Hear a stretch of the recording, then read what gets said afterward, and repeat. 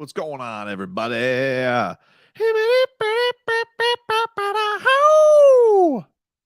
everybody doing? Happy Monday. It is time for another Monday Night Live chat, everybody. We brought these back last week. And, if you're new to this, it's pretty simple. We're just basically shooting the breeze. You guys bring in your questions, bring in your comments, whatever it may be. I got my two Twitch, YouTube, United. So for everybody here, welcome on in, and we'll get to your questions here in just a second. I have the Panthers game live here as the Cats are down 1-0 with about 16 minutes left. I didn't. It was this. Everybody else know this was on ESPN Plus today. I was completely thrown by that. I was like, I was trying to go. I got home from son's jiu-jitsu class, and I was like, what? And couldn't find it. I turned on the Marlins game. I was like, 9-0. What the hell happened? And I look at the box score. I'm like, Sandy gave up 9 runs. Whoa, what? So I was very confused by that. So I figured a 9-0 Marlins game. I was ready to just, you know what? Let's just go to the Panthers. And right now the Cats looking to get this one in, man. I mean, they are dominating on the shots, and they need this one. Although I do believe the Caps right now are beating the Islanders. So not a catastrophic situation as we speak, but still, you want to take care of your own business. It's all in their hand right now. And got to get this one done. Got to try and get this one done in the next 16 minutes or so with the way they've been rolling. But yeah, man. So if you want to hop in tonight, all here for you guys. Trevor's here. He's producing right now on 56 WQAM, watching the live chat, not paying attention to the broadcast for the next 15 minutes. But I'm excited. I'll be boots on the ground tomorrow at Kaseya Center. My second time there at the Kaseya Center, and enjoying everything that's going on there, man. So shout out to everybody who's hopping on in here. And we'll get to it. We'll ride around for like the next hour or so and see what's what. So you guys hit us up with whatever. Karen, she said, stop and say happy birthday to my husband, Wilfred Joseph, who is 41 today. Well, happy birthday, Wilfred. Happy birthday to you. And you have a great wife who's looking for a shout out. There's nothing. I'm sure Wilfred has been looking for nothing more than a shout out from old Tobes. So we're happy to have you, buddy. Rock says, what's been happening with Rudy Gobert? I mean, he's been Rudy Gobert. He's been doing Rudy Gobert things, which is just being unbelievably annoying. Everybody seems to see him and seems to hate his guts. I don't really understand it. It's a weird thing why a guy who's been that successful, but essentially is just, blocking shots and dunking, why everybody can't seem to stand him. It's a crazy thing. And he just seems to, I mean, they're kind of stuck with him. I can't say he's worn out his welcome. You gave him the farm for him and he makes $1 gazillion, but it's pretty wild. Pretty wild. Kenneth, much respect to you, dude. Thanks for checking on in. Big Al says we're still laughing here in Utah about how bad Danny Ainge fleeced Minnesota.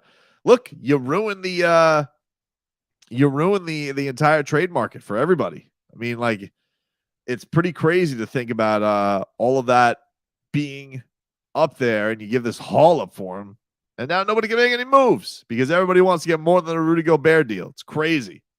It's pretty wild. I don't know, man. It's a pretty wild thing. Thoughts on the Trae Young news getting leaked?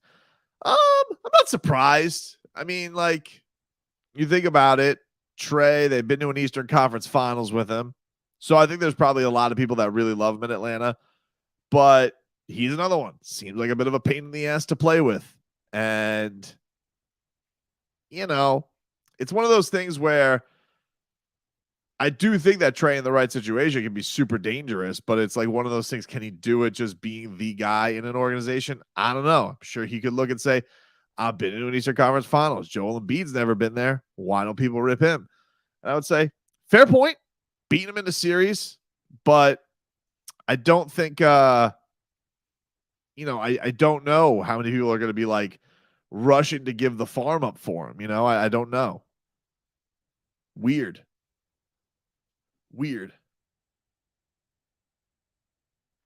Let's see what else we got here. People are underestimating the Hawks. I agree. I think the Hawks have been super dangerous, especially with Quinn Snyder. They can put up a lot of points. I just think that I hope the Heat I think if the Heat take this one with the seriousness that it deserves, I think that they'll be okay. But like one of the things that's been frustrating about them all year is you just never really know, right? You never really know when you're going to get that team that can lock it up and get everything done. And you never know when it's you never know when they're going to give you that complete poop show. It's been one of the frustrating things to figure out all year. It's been weird.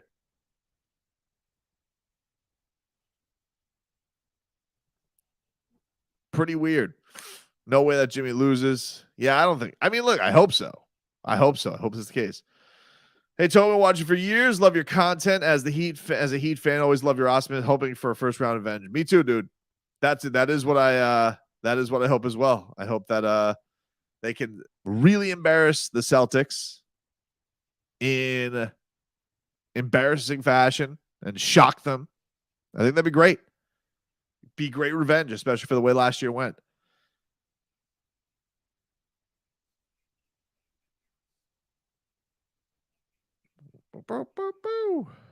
What about a South Florida pundit claiming the Dolphins should wait a year to pay Wilkins? What a cartoon. Hey, man. First of all, you can't just throw that out, RVA Richie, like it's just, nothing. And I don't like being called a pundit. I don't even know what that is. I don't even know what that is. If I were to look up in Webster's, what is a pundit? We were just spitballing, baby. I mean, if you saw Mike McDaniel out there and he was hobnobbing with Mr. Depoy himself, Aaron Donald, I'm not saying trade Christian Wilkins. I'm not saying get rid of Christian Wilkins. I was just saying, like, if there was any realm of possibility of making it happen, and the price the Dolphins had to pay was ruffling Christian Wilkins' feathers by waiting a year to pay him, if it was a possibility, you got to think about it. You have to. You can't not get in the game for Aaron Donald, who was very sleeveless and very chummy with McCochin, and be like, whoa, what are we going to do? What about Christian Wilkins? It's like, no, look, I get it. I think Christian Wilkins deserves the bag. Good for him. But, if you got a chance to get Aaron Donald, is the team about winning Super Bowls, or are they about making Christian Wilkins happy? And I just think you should stack on as many stars as you can before you have to pay Tua, which is going to inevitably be the big thing that you have to pay for. It's dangerous because, look, if you did do that and you brought in Aaron Donald and Christian Wilkins had an even better year this year, then you're paying him a gazillion dollars. So, they probably will pay him. I'm usually in Looney Tune land. Like, I don't think they'll get Aaron Donald. But if you're going to be flirting this hard with the Dolphins coach out in public, how can we not talk about the elephant in the room? We're just going to sit here and ignore it. Be like, oh, that's cool. They adapt each other up. Weird. So, I don't know. I just think that you're sitting here and everybody seems like they want to be here for the Dolphins. And I think that's a cool thing. I think that the Dolphins find themselves in this place where they're like one of the hot things in the NFL. Like, people really like the team. They seem like, oh, Tyreek Hill, Jalen Waddle, defense has Jalen Ramsey now. They already have one of the best cornerback or one of the most decorated cornerback tandems. So, I'm just saying, just kicking around, baby. That's all. People are saying it's tampering. But here's the thing, Big Heck. That's why, like, I can't say it's not tampering. Like, it does look like, if I was the Rams and I cared, right, I would definitely be like, hey, Mike McDaniel's just dapping up Aaron Donald. And I get it. He's cool. He's chummy. He's laid back. But I would get it if I was the other team and I was like afraid of losing Aaron Donald. That being said, I like the fact that Mike McDaniel's out there hobnobbing, that Chris Greer's sitting in the UFC crowd amongst the Pro Bowl roster. Good.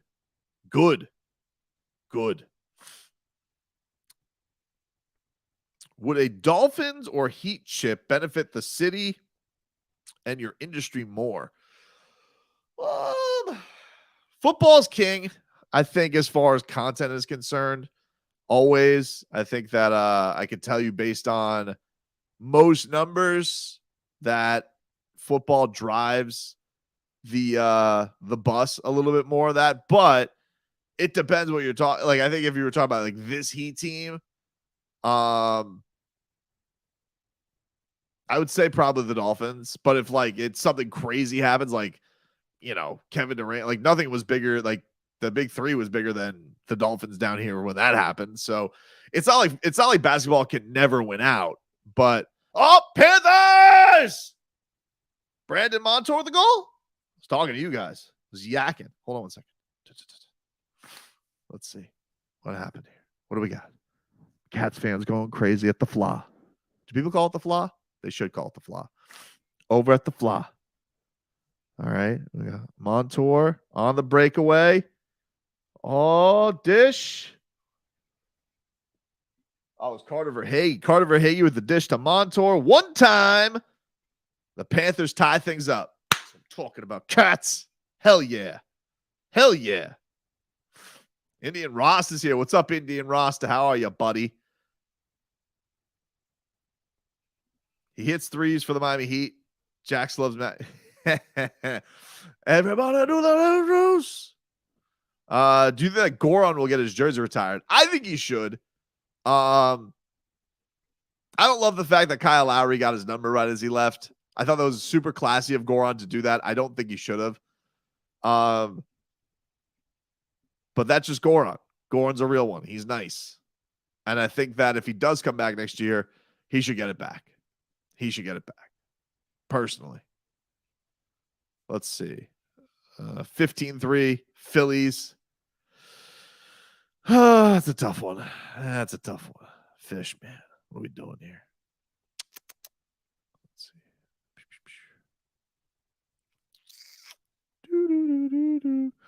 Where'd you get that photo of UD? It's a guy on Instagram, Alejandro, called Parks and Rec. Let me see if I get this. Parks. It's at Parks and Rec Co. And yeah, I got that UD one from him. I bought that one from him. He's a good artist, but he's made me stuff before too. This is great. He made me this as like a token. So he's really cool. He does some good stuff. I think I got there's other stuff around here too. I think it's like I got my desk blocking it, but he does he's got like some variations of the Dolphins logo and the Canes. It's some pretty sick stuff. I bought some of his shirts too. Yeah, check him out. Parks and Rec Co. Rex with a W.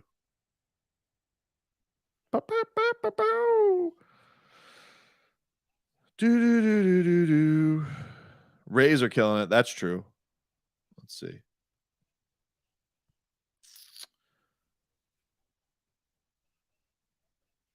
What do you make of the 5 reasons clip of Kyle Lowry saying he's been hurt most of the season? Yeah, I did see that. I saw the tweet, and I was just cutting up the Heat practice press conferences. I believe him. I mean, is that like the thing on Heat where people think that Kyle's bullshitting? Like, I think that I definitely think that Kyle was banged up.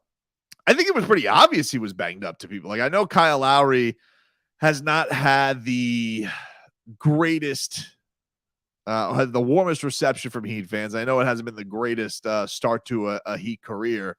And it seemed very much like they were rats off a shipping him at the trade deadline. That being said, if you just watch the Kyle Lowry from earlier in the year and the Kyle Lowry from now, just bouncing the step, I feel like it's pretty noticeable that he's playing a lot better and looks physically better. I think we could all look at it and say, oh, that guy clearly wasn't all the way right. That guy clearly was dealing with some stuff.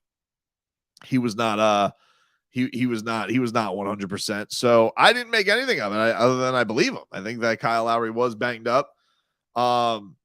And they need a healthy Kyle Lowry in the playoffs. Like, they did not have a healthy Kyle Lowry in the playoffs last year. And that's it is a fascinating thing that's happened with the Heat, because though I wouldn't say they've all the way played better since the All-Star break, some things do feel like they have fit better, especially that second unit. And I do think if they get a Tyler and Bam who can play to the level they're capable of, and Jimmy just doing what Jimmy does, I think they'll be in a good spot. I definitely think that they are game against the Celtics if they could take care of the Hawks tomorrow. I do. I just think that the roster, and you have Jimmy, is good enough. And I also think that there's something about this team with the playoffs. I don't want to say that they've played like this to build to the playoffs. I just think that they went so balls to the wall last year, and I do think that it definitely had some negative effects in the postseason. And look, you have Jimmy Butler. I think that's one thing that the Heat fan always has to take into account. Yeah, there was one year where he got swept, but most of the time with Jimmy Butler, 2 out of 3 that you've had Jimmy Butler, it's worked out pretty good for you. And I do think that most fan bases go into these games, like if you're a Cavs fan, you're probably like, we got Donovan Mitchell. I like our chances. If you're the Bucks, we got Giannis. I like our chances. Celtics, we got Tatum and Brown. I like our chances. You know, if I'm the Heat, like, and I get in a fight with Leroy about this, but I got Jimmy Butler. I like the Heat's chances. Like, I trust Jimmy Butler. I trust Jimmy Butler, especially in the playoffs and what he can do. That's just the truth. Schmiethan's here. Wouldn't be a trad if Schmiethan didn't tell me to go bleep myself. It wouldn't. Sorry out of the big gulps on the microphone, everybody. What else? What do we got for people? What do we got here, people?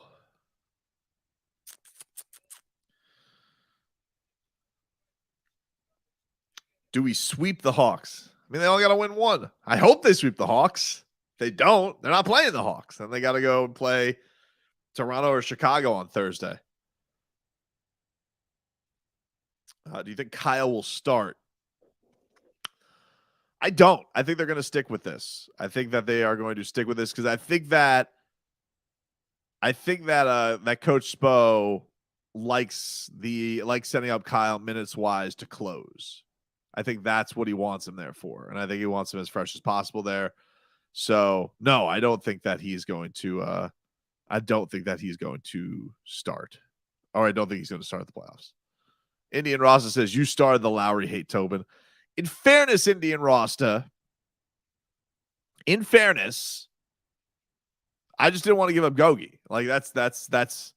Whereas I do find Kyle to be a lovely guy. I really do. I've enjoyed interviewing him.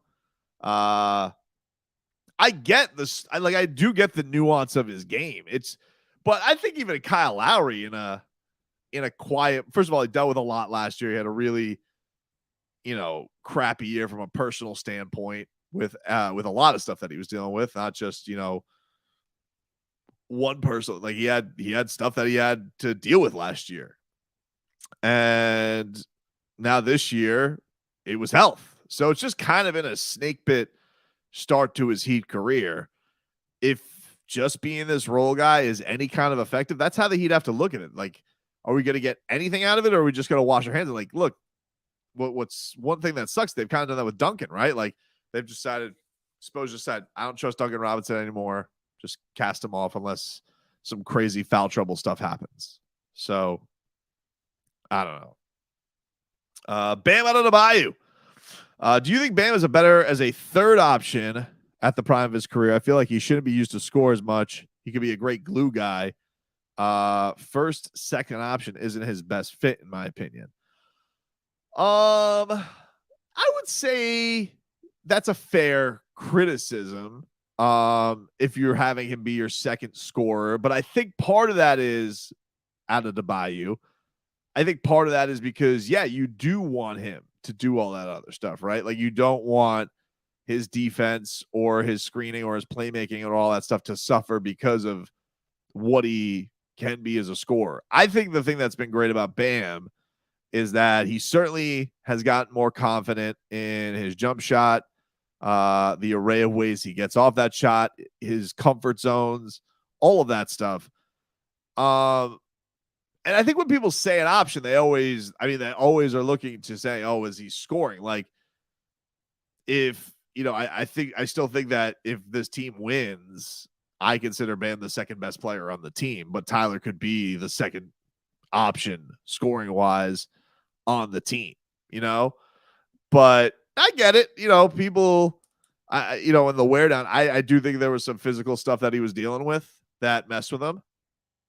And I also just think he hit a bit of a wall as well. But I think that Jimmy and Bam have been needing that guy to be the go-to scorer. I think, they had it in 2020 as Goran. Goran got hurt, and Tyler, had his moments in that run. And then for this upcoming year, Tyler has a lot to prove as a postseason player. Bam does too. I mean, like, I'm not going to say, oh, Bam's proven everything that he needs to prove in the playoffs, but I think that at least as a defender, a screener, like you said, a glue guy, he could do all of that stuff. If Jimmy is having an off night, can Bam carry the load then? That's going to be a big question. But, he's an all-star. He's a multiple-time all-star. And I think that, him and Jimmy are two guys you can count on in the postseason that don't get schemed out, that don't disappear. It's just a case of, will anybody else be that either? So what else we got, everybody? When drafted Bam, do you think that Pat was doubting Hassan after a great season for Hassan? I think that Pat believed in Hassan's skill set because Pat's always been a guy who likes bigs. He could block the holy crap out of stuff. I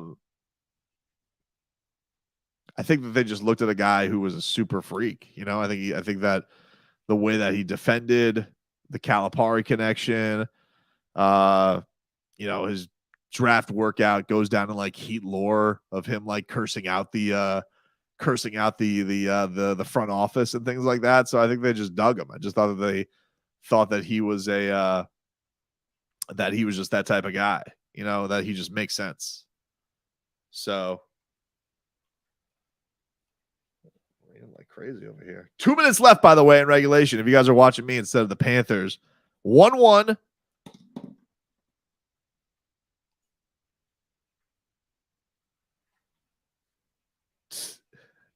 Tobin, remember the Big Three era? So great. It was great, dude. It was. It was a fun 4-year ride, and it was fun. When is the show coming to Las Vegas? I don't know. I didn't, what the one thing that I would say was I had fun with the UFC here this week. And they're great media department. I think one of the things that kind of sucked this week, to be honest with you, and it's probably because I didn't get to go to the media day, but I didn't get to really talk to any of the UFC wrestlers. I did want to see if we could get out there for July for Hall of Fame week, but I don't know if that's going to happen. And and the only other chance would probably be like, it's got to be a really monster boxing match that I got to try and work on. But I don't think they do that anymore. As like those, I don't know if they do those Radio Rows as much anymore. I got to try and figure all that stuff out. Where do the Final Four Canes run rank in your all-time Miami sports moments? That's a good one. I mean, that's a good question. It's so tough.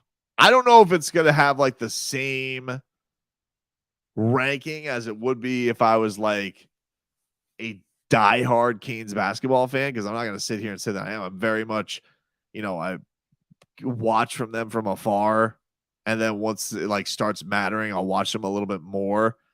But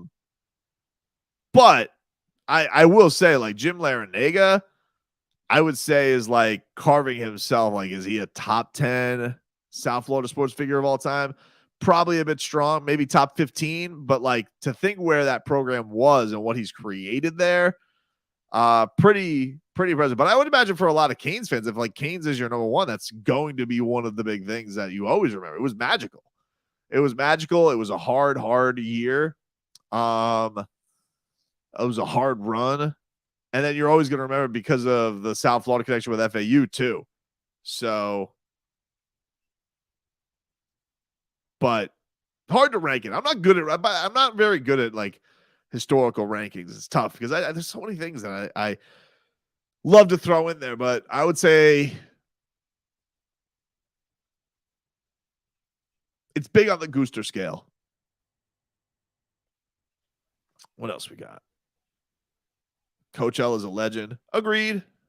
Would you rather go to a Miami Heat or a Miami Dolphins game? I would rather go to a Miami Heat game. I find basketball to be a better experience live than football. I love watching football on television. But I will say it's a little bit of a tougher gauge because I can't remember the last time I went to a Dolphins game as a fan or a Canes game as a fan. And I will say, when you go as media, when you go to a Heat game, you're in the crowd. It's like that's the benefit of going. And when you go down to Hard Rock Stadium as media, and I'm not bitching, I'm not complaining for everybody who pays tickets. I know I'm very blessed at what I do. I'm just saying, as a fact, Panthers, by the way, end of regulation, they get a point. As a fact, the press box in Hard Rock Stadium is like, it's like vacuum. So it's like you don't hear anything. You can't experience it the same way. So, but I even remember, even when I went to, when I had season tickets with my grandfather to the Dolphins, I always enjoyed going to basketball more. As a live product, I just think it's better. I just think it's better than going to football. That's just me. To each his own, though.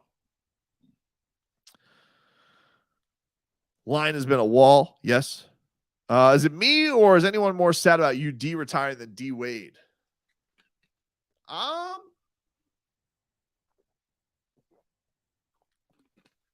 definitely don't feel like I feel sadness with UD retiring. I'm happy for Udonis Haslem. I think that it was great the way that he got to go out. I think one of the things that's great about Eric Spoelstra is how he does handle that stuff. And for me, I just think that I just think that it's just an awesome celebration of everything. So no, I don't have sadness. I'm happy that he's able to ride off into the sunset like that. It was really, really cool. Women's team might lose the Cavender twins. I saw that. Might go to wrestling. Because when I saw that headline, I was like, oh, are they transferring? I thought they liked it here. But apparently the Cavender twins who have NIL with WWE, one of them is thinking about leaving, but the other doesn't want to. So you have a twin off. Like you have a situation here because they obviously, package deal, the twins. So that's an interesting dynamic. It feels like one has to recruit the other to stay. Pretty crazy. What else we got here? Nobody drafted after Bam panned out. Only Tatum, Donovan from that draft class even come close, and they already off the board. I'm glad they doubled down, even though we had Whiteside. Yeah, I don't think it was a big thing either. Like, I think we've seen with bigs how Spo usually goes anyway, and it's been a bit of a tough marriage to try and find that stuff, right? Because there's, with Tyler was treated so much differently as a rookie than Bam was. And every big that they've drafted, it's kind of been Precious and then Nico. But Nico, really tough to grade. I mean, be honest, this has been he's been hurt with this back thing. I don't know if they had much of a plan for him anyway. The year really got off to such a rotten start. So I do hope he gets some time to learn and develop and all that stuff if he's not traded for Dame. But if he's here. But even with Precious, and Precious is getting, Precious, who's killed the Heat, he's gotten some of this criticism from the Raptors too. Like, don't act like Precious is going out there and he's, lighting the world up for the Raptors. But Spo wants those guys, and we've seen it's a tough mix. You got to play balls to the wall. You do.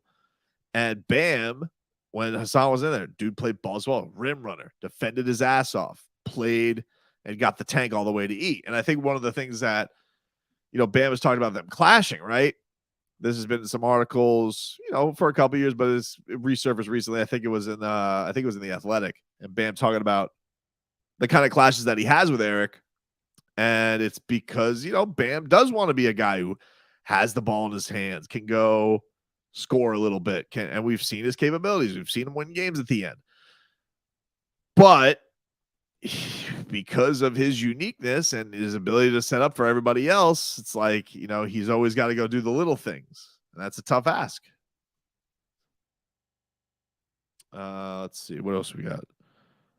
Do you think that Nikola Jovic will be playoff ready? I don't think. I mean, he's not going to play in the playoffs. I would trade my firstborn for Damian Lillard. Tua Leroy. Oh, dude, how good are those Tua jacked picks, huh? Oh, does he look good? Where is it? They got any of this good content from this Tua luau today? All I saw was Jason Taylor dancing up on stage, but I haven't seen like any content. Let's see what we got here. Let's see. Tua. That's David Tua. Great left hook. Tua Foundation. Nothing there. Let me see. What about Tua? Nope. Miami Dolphins. Anything there? Nothing there either. What the hell? Huh. Let's see. Tua Foundation. All I see is Jason Taylor dancing.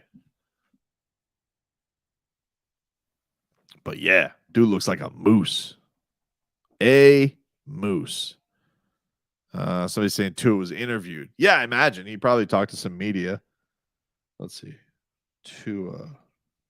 Who's there? Clay? Let's see. I see a picture of Tua. Tua at his foundation. Little baby Tua. Adorbs. Little baby Tua already has more hair than Leroy. Let's see. Says he's very excited. Let's see. I got some sound here. Get back out there, get to meet a lot of the newer guys. Getting to meet, the guys that have been, in this system for a whole year now. So it's very exciting, and I think a lot of the fans, the community, everyone is very supportive, and you can feel that support, and everyone's excited. It seems like you've gotten a lot stronger. How has the off-season training been going for you? Off-season training's been good. Been working on strength in many areas, and been chipping away at things that I felt like I needed to work on to get to where I feel like I can get to in the later. I think honestly that's great. I'm distracted by something though. Tua has got himself a Vince McMahon mustache. And that's all I could like I couldn't pay attention to anything in this interview because of Tua's Vince McMahon mustache. It looks great. Wow. Love it. Fantastic. Let me turn that off. Yeah.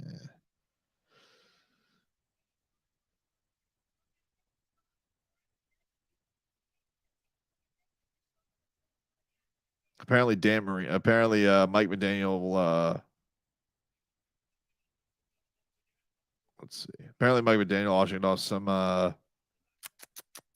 painting, but everybody's saying he was in a good mood, so that's great. Look, if I had tree trunks like that, I would be in a good mood too. Panthers right now, by the way, 1-1. Apparently, Alex Line had a big save. Not a surprise. Been playing awesome. 1:45 left. Eggplant! You think Ekblad was happy to see Brooks Koepka spit the bit this weekend? Probably. Oh, Kachuk. Come on, Kachuk. Let's go. Let's go, baby. Bark off. Set up your boy. Oh. Could be in a good spot here, boys and ladies.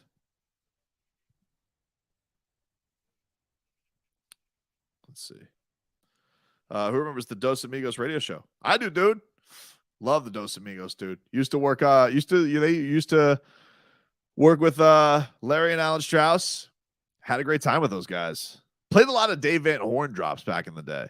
They really like that because I'd be producing Marlins that usually came on after Marlins, and I was just being like, what's the most ridiculous Dave Van Horn stuff I could play for them just to make them laugh? And it was just drops and just going big dot.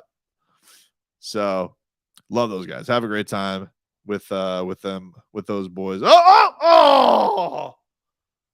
Kachuk saved by the Maple Leafs goalie. He's like a wall right now. 34 seconds left. Barkey has the puck. He's looking for Kachuk. Kachuk off the pad, and they get it down the other side. Seconds taken away. Tavares trying to go online. Oh, he goes backhanded. Oh, the Maple Leafs walking away with an overtime win. He got the breakaway. Goes backhand on Alex Lyon. Great performance from the Lion King, but it wasn't enough. The Panthers pick up a point.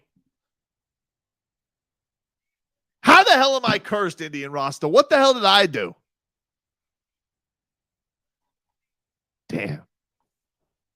All right, so they get a point. What do we got here? All right, hold on. Let's figure this out, everybody. Let's figure this out. All right, so the Panthers lose, pick up a point. The Capitals are up 5-2 on the Islanders. And the Penguins play tomorrow. The Penguins play the Blackhawks tomorrow, who suck. So the Panthers find themselves now. Hold on. Are they updating this? All right, so the Panthers are going to get to 92 points. Islanders will likely stay at 91. And the Penguins sit at 90 with a game in hand. All right. So not catastrophic, but they got to go to OT. They got to go to OT on Thursday, at least. Or need an Islanders loss. Thank you, Waddle, baby Waddle. Damn. Indian Ross says, don't talk to Bob no more. It wasn't even a goal. Indian Rasta.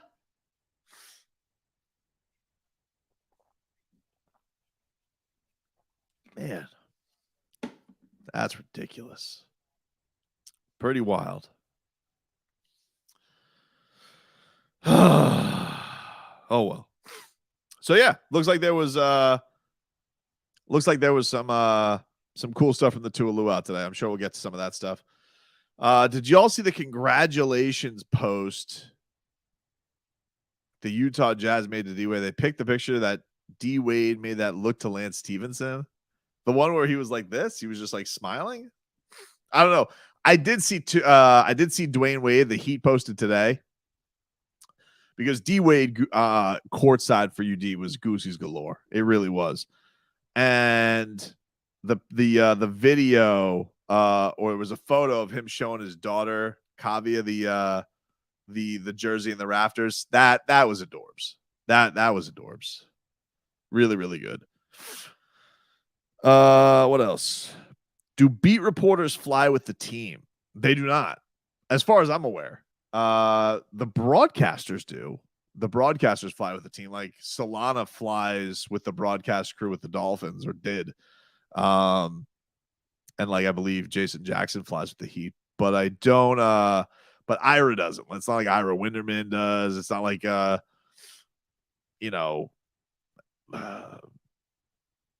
David Ferronis is flying with the Dolphins. Like they have to take their own flights, but they're in that building, damn, all the time. Oh, like Ira Winderman, Tim Reynolds. No, they don't, dude. They don't. What is your favorite on-air memory / moment from the show all time? Sheesh. What is my favorite memory of all time? A lot. I think one of my favorite moments of all time, anytime I can get Leroy to curse is one of my favorite moments. So the time that I got him to say check the history of effing football is one of my favorites of. I wonder if I even have the clip of that on social media for those who don't know this one. But that's probably one of my favorites. Putting Beast in a giant thing of margarita was hilarious. I love that one too. Let's see. I gotta put his name too. Leroy. I don't know. I would ask you guys, what are some of your favorite moments? I think that would probably make it easier for me to figure out.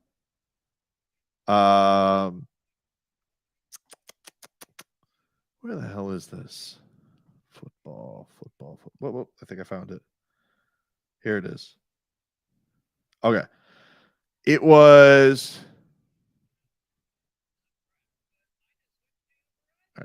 I'll get this for you guys so we could play this. Hold on, love. This will be an easy one for us to get. Shut this off now. Yeah, shut that bleep down. Talk too much, Butchie Grass. So, hockey. All right. We got you, dude.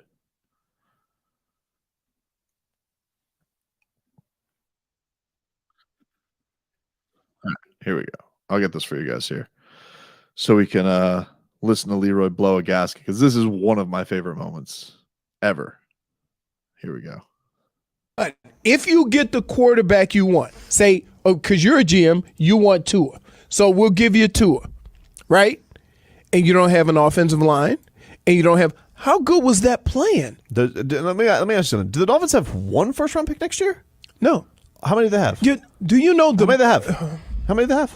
Do you understand that I had a question for Leroy. All offensive lines that are built takes a period of time. You can't just put 5 first-round picks together and it's going to work right away. Offensive lines don't work like that. They've never worked like that. Check the history of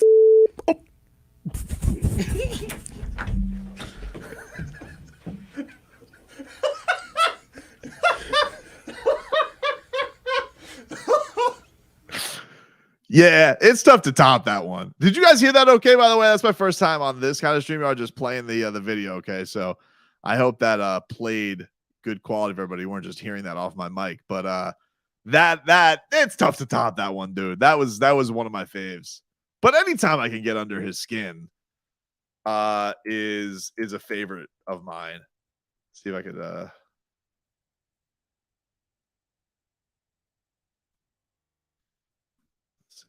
I had another one recently that I liked too, where he just lost it on me. He really, really got pissed. Really got pissed.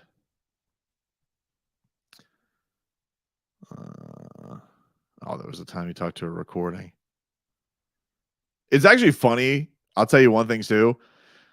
It's funny going back to watch some of this stuff back in the pandemic, because I'm getting like a lot of my Facebook memories now, and we're like, 2020, we're like a month into the pandemic. I'm just figuring stuff out.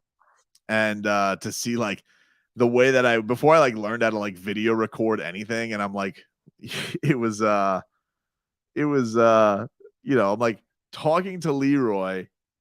I'm videotaping me with an iPhone and screen recording him on Skype, because I had never done like video podcasts before. I would just like, when I first started doing video, I was just putting the camera in the studio and then I dub our audio onto there. So that was the way I would do it. And it's just funny seeing like all the ways I had to figure it out, from that to like Skype record to like Zoom or StreamYard. Like StreamYard, like I know a lot of people were using StreamYard. I had been on like a lot of podcasts, but I hadn't done StreamYard. And it's interesting seeing like all that stuff now to see how it's just come a long way. But this is another one. Anytime I could get this out of Leroy, it makes me happy. Who's closer to winning a championship? The Dolphins or the Canes? In this case, do I have a healthy Tua? Who's closer? I mean, technically the Dolphins because they're in the playoffs. So how in the that's what? No! That's my point.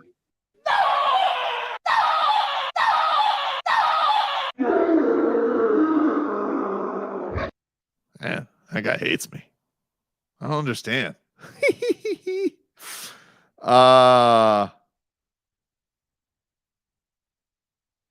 Let's see. What else we got? Somebody else asked me some questions.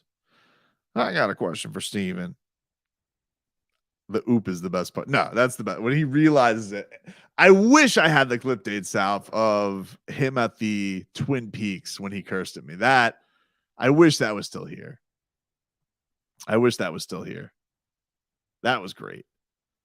Robbie doing the over-under on the national anthem. Classic. Let's see. What's up, man? I got to get you on the show soon. Yeah, man, just hit me up on IG. I get back to people. Might be a little bit of a weird week for me this week, but next week I should be able to make something happen. Real talk, if the Heat can pull the Celtics, they will win in 6. I like the way you think, Jake. I like the way you think, dude. Let me see.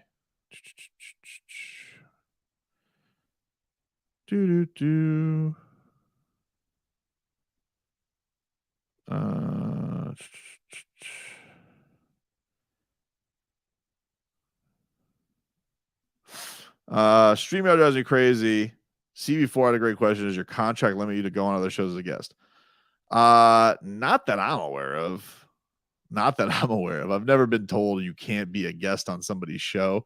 The only time they ever get like flaky with that stuff is like if like somebody just got let go. They're like, don't answer any reporter's question about it. I'm like, who's gonna hit me up? Barry Jackson? Like, like who's gonna comment on, such and such isn't with us anymore. Like I don't know. No. So like, no, they don't, not really. I mean, like if you told me, if I told Glenn, hey, I'm going on with an iHeart station in Kansas City, I don't think he's going to care. I probably wouldn't even tell him. Robbie's here. What's up, Robbie? Robbie, you want to hop in on the video, dude? I'll send you the link. Yeah. If you're up for it, no pressure, dude. But I'll email it to you if you want to pop in, buddy. Maybe you can talk some draft with us. I want to know what your draft room is, buddy. I just sent it to your Yahoo, Robbie. So if that's the same one, let me know. You can pop on whenever you want to, dude. And we will chop it up. Let's see. Do you work with Doc Reno? I feel like I know that name. Who is that? Is he a DJ? I don't know who that is. I had to delete every podcast that Beast was on. Yeah, like that's overkill. Like, I don't understand why we have to do that. Seems silly. Seems like overkill.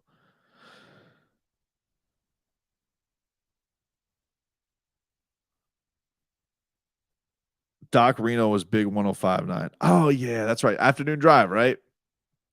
I did interview one time to be Paul and Young Ron's producer with I made it to like the second phase. They ended up going with somebody who was in the building, but I was it was before I got hired full time for the mornings, and I my daughter was being born, and it was like a full time radio job, so I really wanted it, and it was pretty cool. Even Stu Gatz like gave me a recommendation to Paul Castronova. Like it was cool. And he was a cool dude. I talked to him for like a good hour.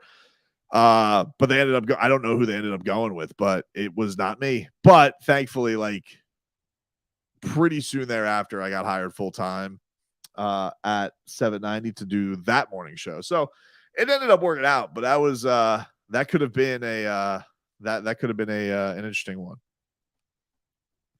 Yeah, exactly, Robbie. I got to the second round. I got to the second round, buddy. It's exactly where it went. You know? But no hard feelings, love. Let's see. I have so many show clips on my phone, it's ridiculous. When Leroy first saw the dancing gopher. The dancing gopher. So good. So good. What's the most inaccurate sports take you've ever made?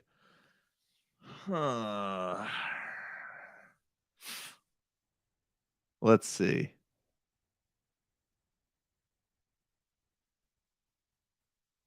I remember doing a radio show, swearing up and down I thought the Marlins were going to be really good, with Chris Volstad near the top of their rotation. And I remember Guzio making fun of me because I wasn't like a host at the time. I was just producing.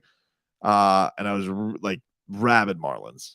And Chris Volstad was dude could have ran the deli because he was just lobbing up meatballs left and right. Wallaby Wallace says you thought that Tate Martell was going to be good. I was told he was going to be good. And then Leroy told me he sucked. He goes Spo for Dame. Well, we're just spitballing, baby. Mida. Most inaccurate sports take was that Trevor Lawrence was a bum. I did whiff on that one. That's true. I mean, you guys seem to have a lot of memories. Like, I'm sorry. I didn't realize I was sitting here being audited on all my bad sports takes. Good God. Pretty wild. Everybody seems to remember old Tobes whiffs. What about the ones I got right, huh? Where's that love? Huh? Nobody ever says, hey, you really nailed the 2020 Heat going to the finals. Nobody says that, do they? Robbie says you were inaccurate with Baby Deer, but then accurate again. Fair. Is Brian Anderson still hitting like 600, by the way? I haven't looked up on him ever since he crushed the Mets. Getting locked in the stairway. Yes. Yes, you have the receipts. I realize this. Nailed Kyle Lowry. True. Hopefully I don't, though. I'm rooting not to nail it. I was right about Adam Gase, Sir John. Thank you. All right, we're balancing it out here. We're balancing it out.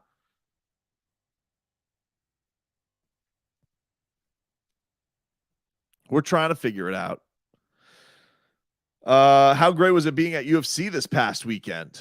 It was awesome, dude. It was awesome. I was a little hurt. I was a little bit of a spoiled brat because I was a little hurt because they stuck us up in the nosebleeds. But I was more taken aback because I'm telling you, they've never sat me that high ever. And it was only my fifth one, but I've gotten to 4 of them, not as a local reporter. And they had sat, like when I went up for Jacksonville for Jorge Masvidal, I figured I was probably going to get like in the seat. They sat me ringside. And I've worked with the UFC for a very long time. I have a very good working relationship with one of their head of PR guys. But I will say, like, I was talking to somebody in the line who goes to like everything. He's like basically like a UFC beat guy.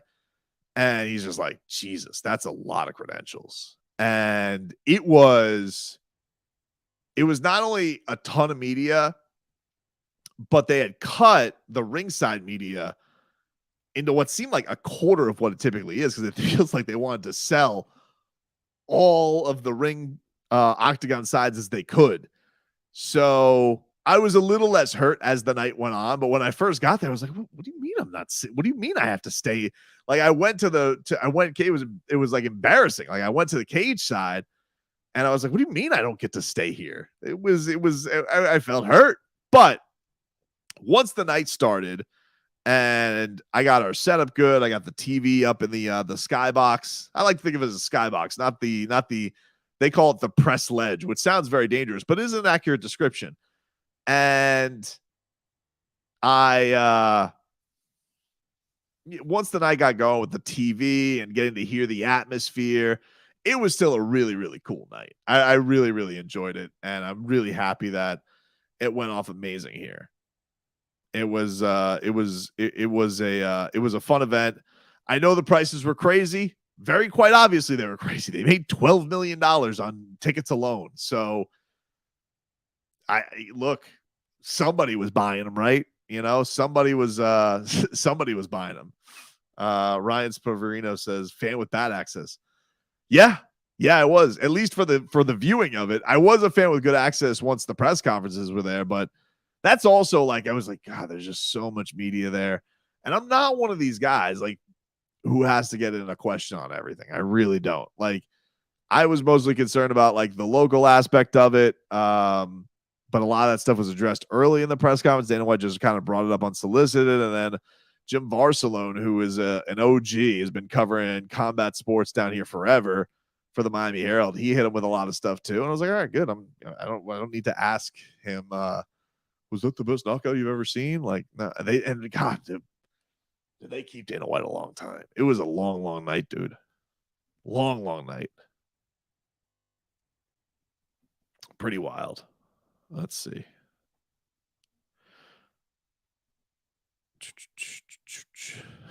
Robbie says 45 was ringside media. He was. It was crazy too, because when Trump walked in, it was like you could tell somebody big was, because there was like a lot of security. I was like, oh, who the hell? I didn't even think about Trump, because silly me, I thought that he would be busy this week. But him and Dana White, they're thick as thieves. They love each other. And he got a rousing ovation walking into the place with Kid Rock. It was pretty surreal seeing him, Kid Rock, Mike Tyson, Dana next to each other. And then on top of it, Kevin Holland is just talking to them between the corners of every single round of his fight before he went and knocked out Ponzinibbio. So it was a wild night for sure. It was a wild, wild night for sure. Did you eat a churro? I did not. What's up, Rafa? How are you, buddy? GSP was there. I thought that too. That's probably why they also, if they knew Trump was coming, that's probably why they limited press down there too. I agree with you, Big Heck. They probably just kept it to newspaper guys and guys they know are at every card that they can trust in and out. Let's see. Iguana hunting was fun for sure. He did go home early. He left before the main event, and I went down to the media room for the main event. I went to go watch it down in the media room because they had multiple TVs. And I was just like, we're gonna go there. I wanted to hear Gilbert speak, and I wanted to get a good spot. Although, dude, I will tell you, I got really old Tobes keeps his cool. I'm not a guy who gets mad about a lot of stuff. There was this one mother bleeper. I don't know who he worked for. I don't know who he worked for. But the way it works at UFC press conferences is very different from other entities. Usually, like if I go to a Heat game, nobody's putting their tripods on a desk. Usually all the cameras are in the back. Writers ask their questions. Maybe a writer will hold their camera up like this, if you're in a podium setting. But at UFC, everybody puts their tripods on the effing table, which, look, boys and girls, putting a tripod on a table is not great, especially when there's multiple people moving around and stuff. It just doesn't work that great. But this guy, so I'm up against like the wall because I found an angle. My camera has a really, really good zoom on it. For as little a camera as it is, people are always stunned. Like, wow, you get really like a really close view. I'm like, yeah, it's a very, and I got this thing on like Amazon for not that much money for what cameras cost. And it's been like Old Faithful for the last 3 years. But so I got this perfect angle, and you can see on like some of the videos that I played, Dana White, you're like, oh, that looks like you're right there. I'm not. I'm like all the way in the back of the room off to the side. But this dude just kept getting up from like the second row, getting up in the press conference, walking back, and just like, and listen, I'm not small. This dude was not small. All right. He was rotund, if I may be descriptive. He may let's just say if he was a reliever for the Marlins, Leroy would fat shame him, right? So the dude was a big guy. No judgment, but that's just what it is. So he's in a narrow space. I'm in a narrow space. I'm a fat guy. He's a fat guy. I'm trying to film something. He's trying to get back. Dudes, when I tell you this guy did this 3 times during Gilbert Burns talking, 2 times during Dana White speaking, and 2 times during Israel Adesanya speaking, I'm just like, dude, what are you doing? Like, what kind of professional etiquette is that? First of all, where are you going that you're getting up during everybody's press conferences? And second of all, after like the 3rd time, how can I describe this to people? So I have, let me get my camera here. So I have my camera here and it's on a tripod, right? And so it's on a tripod. It's got its perfect angle, moving, great view. And this dude just keeps getting it. So I have to get my tripod off the ground like this in this narrow ass space because Big Boy's trying to get back to wherever he's going and then coming back. So like every time there was a movement, there had to be a re-movement because I was apparently the swivel door for this dude to go and get whatever the hell he was getting while, Gilbert's talking or the UFC president was talking or the middleweight champion of the world was talking. And I'm just like, hey, my guy, what are you doing? It was really, really, really irritating. Really something, dude. It was something. Anyway, that's our live chat for tonight, everybody. We will try to do this again next week, assuming there's not a Heat playoff game, but we will do it again next week. It was so irritating. It was a crazy thing. So anyway, back tomorrow. 10 to 2. Tune in. Myself, Leroy Hoard, Brian McKinney's going to join us tomorrow. We'll talk a little Cats with our boy David Dwork tomorrow. We'll have some more silly sauce tomorrow. Got a lot of good stuff on the Heat coming up as well as we preview the play-in. So appreciate you guys sticking around. Thanks for the fun. Robbie, it was great having you in the chat too, buddy, and everybody, all the regulars, all the newbies. Thank you for the support. If you could, subscribe on YouTube. Appreciate that. And see ya.